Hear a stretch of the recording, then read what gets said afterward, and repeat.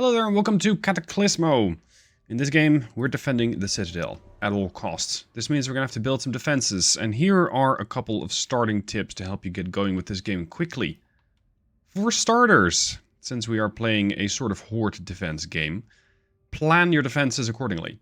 This means that early game, I've just started in an endless mode, you might not want to build any defenses. I mean, yes, you have a nighttime coming up fairly quickly, and this is going to depend on your settings. You want to do a bit of exploration first. This spot right here might look really good. You got a couple of, let's say, natural defenses, and you just need to build a wall there.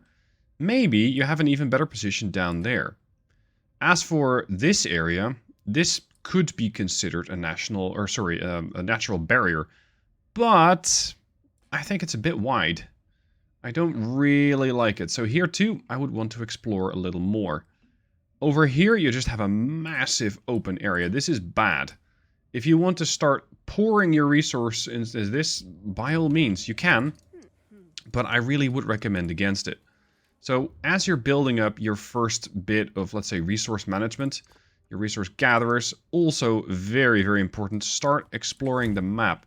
Figure out what sort of positions might be more useful. And they might not always be the ones that you initially go, huh, yeah, that's great. Let's see over here to the northeast.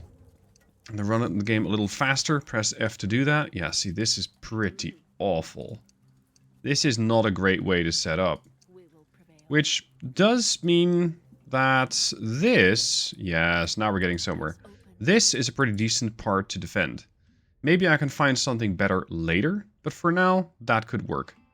There is, however, a problem, and this is kind of the trade-off to this particular point. You will have to be able to build here. In early game, you can't do that.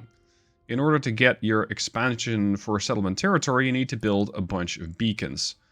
You'll have to get quite a few of them in order to get to those additional points. But this is still preferable over just getting a massive wall set up here.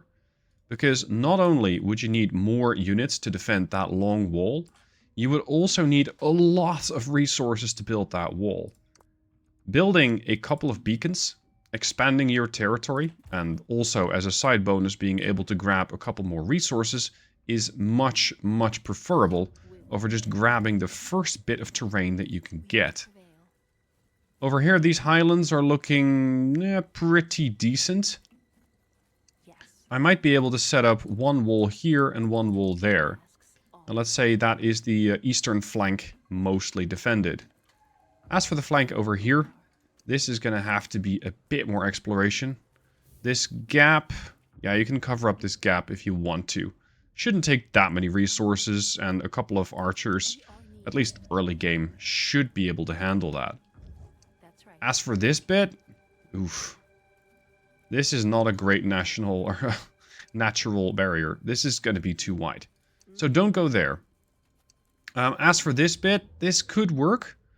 It is going to require a hefty wall to cover all of this terrain, but it could work. So if I'm looking at the map as is, I would cover up the area here. I would block off the area there. I would block off the area there, here. And this is going to be a massive one, so I might have to do a bit more scouting out there. And have, well, ideally a bit more scouting going on here, or cover up this bit. If you are going to be covering that up, use stone. The stone pieces are far sturdier than wood. Wood is very versatile, but it breaks easily. This is not something that you build a wall with. This is something that you build the part behind the wall with. So, first tip, scout out. Find better positions to defend with. Because early game, you might find that, for example, this is great. And you might think, oh, well, this is going to be awful to defend. Yes, there's usually better places to find. Tip number 2, you can stack buildings. If you're coming from a game like They Are Billions, you might have had to build whole neighborhoods full of housing. In this game, you don't necessarily have to do that. Because some of these buildings, such as this shack, have buildable terrain on top of them. And that allows you to build things right on top of each other, making your, especially, let's say, more terrain-strained maps a bit easier to work with. Now, important in this case is that if you want to build a house on top of this, you can, but just make sure that it has some accessible area. Because the people living in, let's say, this next floor do want to get out of their house. So what you'll have to do is make sure that they can do just that. Just build a little bit of a staircase, and now these people can leave. What you can now also do is also add another air scrubber or an oxygen filter. These air filters, again, require a way to get to and from the outside. So in this case, yes, I can build it here. And this way I've built a couple of buildings on top of each other, including an oxygen generator. But we can't quite get there yet. So in this case, you're once again going to have to get a little bit creative. And especially depending on the parts that you might or might not yet have unlocked. This could get slightly less efficient. If you have, for example, the wood pieces unpacked or unlocked, and again, this is going to depend very much on what you're playing, you'll be able to get these staircases. And with those, you can make this a very nice and dense structure, so that it doesn't have to take up a lot of terrain. And there we go. This could have been even more condensed if you were, again, more efficient with it, or potentially build a few more houses, like maybe a 3x3 grid. And there are even, let's say, skyscrapers that you can build. So keep in mind, as you're building things, that you're just able to stack these on top of each other and use that as much as possible, especially on maps very different than these, where you don't have a lot of area. Because the more that you stack on top of each other, the more you can use the rest of the area for more useful buildings. So just play around with it. Stack where you can, figure out ways to make this efficient. This is a fairly basic example. And again, I don't have all the pieces that I would like. There are definitely better ways to go about this. But play around with it. Stack your buildings, save some space. Tip number 3. Stagger your walls. If you're building a wall, you might be inclined just to add a couple of layers on top of each other up until the point where the wall becomes a little lighter. This means it's a reinforced wall. However, at some point, this lower level is going to get attacked. If this block falls, the whole thing comes crashing down. So build your walls in a more staggered fashion so that, there we go, it's already starting to waver. So that, for example, you go and build a wall like this. I cannot build in the mist, so I might have to stagger the block a little bit forward. And then I'm going to put another block there. Now, the next are going to go in a staggered fashion. This way, if this bottom block gets attacked and destroyed, at least this one still has a bit of support. This one, unfortunately, does not. What you can also do is go for a double layered wall if you have the resources. So I'm going to double up on these walls, and then I'm going to take the double stone bricks and put those on like that. This way, it is possible for this block to get destroyed, or this one, but at least these blocks will still have some support from the block behind them. It is possible that that block too will get destroyed, but hopefully, before that happens, you'll have the enemies destroyed by all of the units that might be on top of this wall. Be advised, this is not a particularly cheap way of going about it, because this means that you're building a very hefty wall for potentially a very hefty price. So if you're building a wall like this, you might have to splurge on the wall, or you can just opt for building a wall, tearing it down later, recycling the parts, and then going for a better wall. To continue with this example, it is unlikely that they'll start attacking the buildings or the blocks up there. Nevertheless, with the parts that I have now, I could build something like this. This is a very, very tough wall, and this is going to be very difficult to break down. At least they'll probably go for the lower blocks as hard as they can, but your units, your archers, most likely early game, will shoot down onto them and eliminate them as quickly as possible, probably saving the blocks if you have enough firepower. Another tip is to start tying buildings together if you have the resources. This high wall is also very useful for adding an oxygen generator. Unfortunately, well, I don't really want to put that on top of the wall because that's where my troops will go. So what I could do is instead go for a couple of wood struts. Build those there, build those there. I'm going to need 8 of them in order to support this thing to be maximum efficient. So I would have the air filter up there. The problem is now, how do I get there? because that thing does need a way to go down. It needs a way to connect to the Citadel. If it's not connected, well, unfortunately, it won't actually do anything. So in this case, it's actually built a little too tall, but I'll just accept it the way it is. What you can do in this case is just connect it to a wall. You don't have to build a full support structure. It only has to be able to get to the wall. And in a way, this is, well, albeit a somewhat risky way, it is a way to start building more efficiently, because you'll have a staircase leading up to this wall anyway. So in this case, you might as well connect it to the rest of your buildings. I probably don't have enough resources, at least not wood yet, to start building up the staircase, but that should come in momentarily. So I'll have a staircase like that. And I already have stuff leading up to the wall here anyway, so I can put my troops up there. But now I'm also using this, which is normally going to require its own staircase, so its own bunch of resources as an investment, to connect to the air filter. By connecting it to a building or a wall that you already have, it makes it far easier. This, again, is going to tie into what buildings you have available. Because, for example, there is a wood pack, such as this one, and this is in the endless mode, where you get to unlock these things. The wood pieces are going to allow you to use ramps. So, in this case, you wouldn't really need to build this, let's say, secondary support structure that I did. You can just do that with that, or even with a couple of rope bridges. It's going to depend on what you want to build and how many pieces you have available. But the tip at large, try and build things efficiently. Try to tie them together. Make them as efficient as possible. When it comes to defending your base early on, it might, especially the way that I've set it up, be very difficult to have enough units to guard every single wall, insofar as you already have walls. What I've found to be feasible early game is to just have a roving group of units. In this case, it's Iris, it's the mage, as well as a couple of archers. These tend to be able to arrive on most locations in due time, so that they'll be able to assist with the defense of that particular side.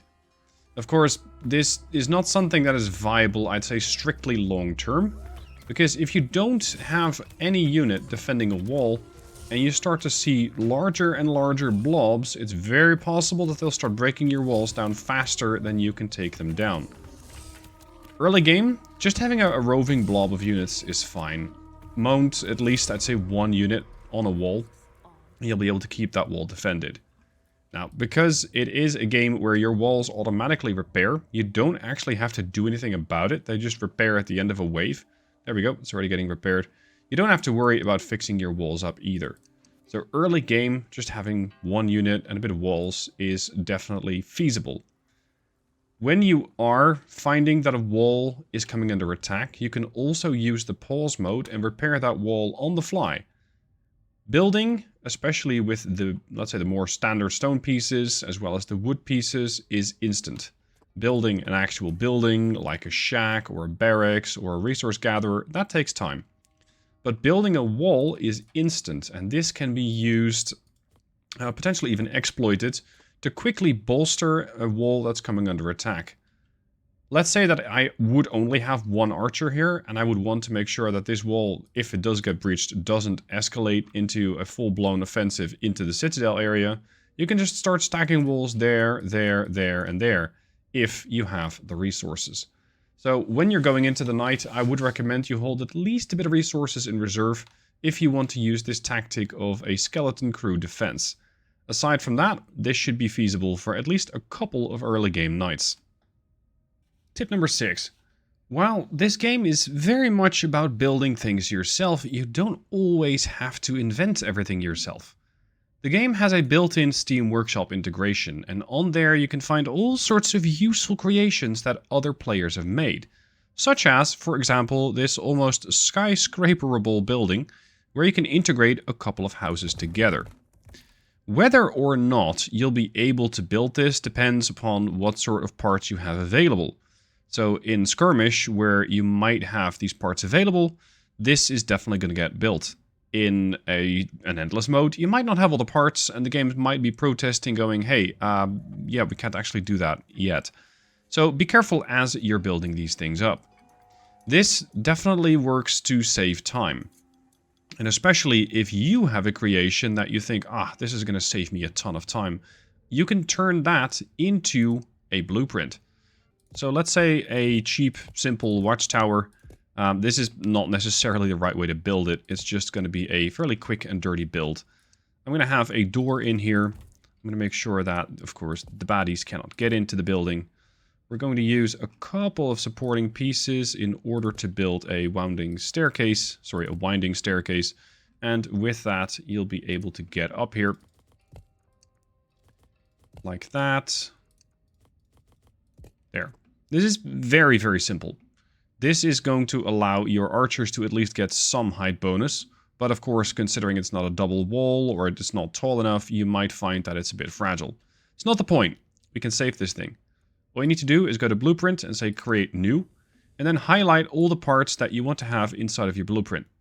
Finish the blueprint, and now you can just plunk it down wherever you need. This way you can save some time. You can find that maybe you have an excellent building that works really, really well, and especially if you have parts from the workshop that work really, really well, I highly recommend you check those out, or build them and then reverse engineer them. Tear them apart and see why they work that well. How did they get built the way that they did? I, for one, really admire this particular build because it gives you a couple of shooters inside, it gives you banners, it gives you the top of the tower. You have a lot of options with this particular build. It's not something I would come up with quickly, nor do I have to, thankfully, because we have the Steam Workshop integration.